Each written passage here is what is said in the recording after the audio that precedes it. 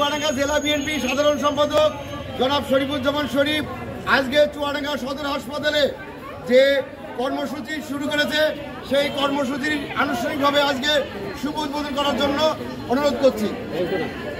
আজকে আমরা ইতিমধ্যে আপনারা দেখেছেন সকাল থেকে কাজ চলছে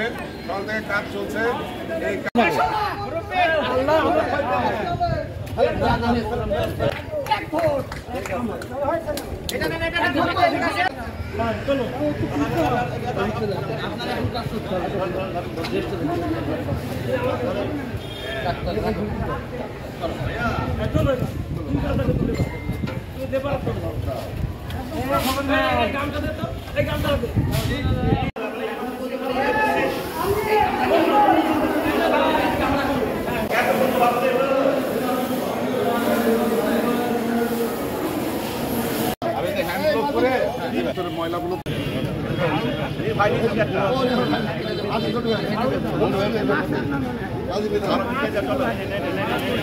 রাজীব কই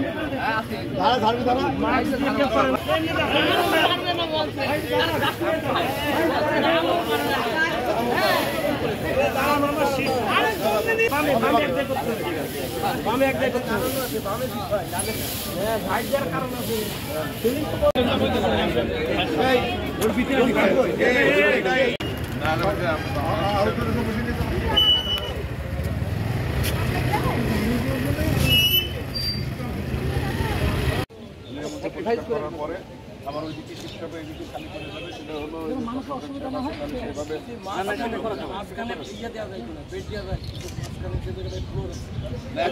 ওইসব ঝামেলা করার